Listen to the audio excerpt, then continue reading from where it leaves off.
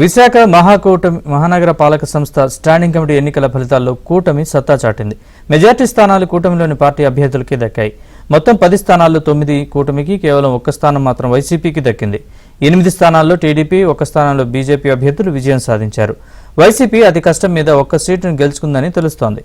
ఈ జీవీఎంసీ ఎన్నికల్లో cross voting జరిగిందని వైసీపీ వర్గాలు ఆరోపిస్తున్నాయి. గతేడాది స్టాండింగ్ కమిటీ ఎన్నికల్లో కూటమి క్లీన్ స్వీప్ చేయగా ఈసారి మాత్రం 9 స్థానాలను కైవసం చేసుకుంది. Okay sir.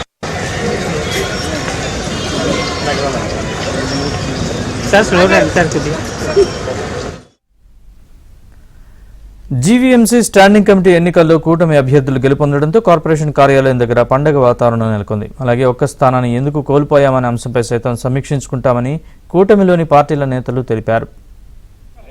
ఎవరు ఓటు వాళ్ళు ఉపయోగించుకొని సీక్రెట్ ఓటింగ్ ద్వారా జరిగింది. దీంట్లో సభ్యులు ఎక్కువ ఉండడు, మనోభావాలు పెట్టి ఆ వ్యక్తులు పెట్టి ఓటింగ్ జరుగుతుంది. దాంట్లో 9 మంది జనసేన, తెలుగుదేశం, బీజేపీ కూటమి అభ్యర్థులుగా 9 మంది గెలడం జరిగింది. 10 మంది నామినేషన్ వేస్తే ఒక అభ్యర్థి ఓటమి పాలు అవడం కూడా జరిగింది. మేము ఒప్పుకుంటాం. ఎందుకంటే వైఎస్ఆర్ పార్టీ లాగా మేము తప్పు చెప్పం, తప్పు మాట్లాడం.